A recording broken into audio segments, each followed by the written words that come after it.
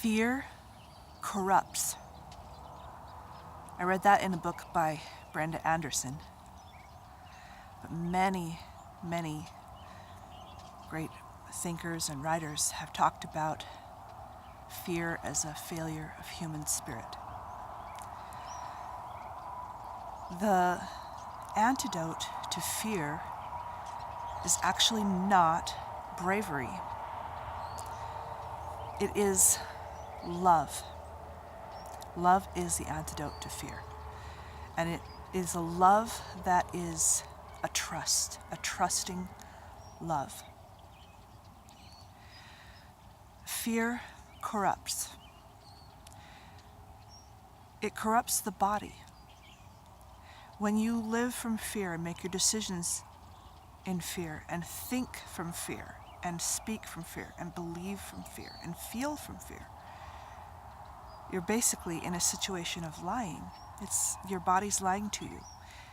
It's not, it's understandable, some of the things we have to go through as human beings, the childhoods we were raised in or whatever, or that the world's too overwhelming. I've lived most of my life in fear and I still struggle with it. So it's understandable, but world peace and inner peace will never, ever arise from a foundation of fear. It can't. Fear is the opposite of peace. And again, not just because of the way it feels fearful, but it's also, like I said, it's inaccurate. It gives you inaccurate information about the world. Now, it doesn't mean that you have to be gullible to people. It doesn't mean that you have to be let people take advantage of you. It's important to see clearly, and if there are toxic people and toxic situations, to not participate in them. Or if you feel like you can help a toxic person, that's good. If they want to be helped, they have to want to be helped. Otherwise, it's no use. But the first person to help is yourself. Because, and the first person to trust and to love is yourself.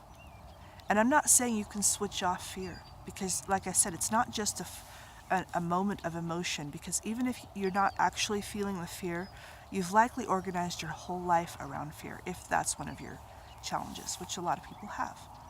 Your decisions are fearful decisions. It's not just because you feel it all the time, because we usually get that tamped down. But Brenda talks about how fear does change your chemistry. It changes your chemistry, and thoughts and feelings are chemistry. That's basically what we are. Everything that functions is a function of the chemical reactions that are going on in our body. And so we have to take care of those chemical reactions. We have to learn about them. And fear is a very specific chemical reaction, and it's meant to be pulled out once in a while when a bear is chasing us, but in our society we use it from morning till night, and for all kinds of lesser things. And well, we all feel like we've got bears chasing after us, not all of us. But again, my point is this fear, this easing of fear and moving into a trust and love position, first we have to do that with ourselves.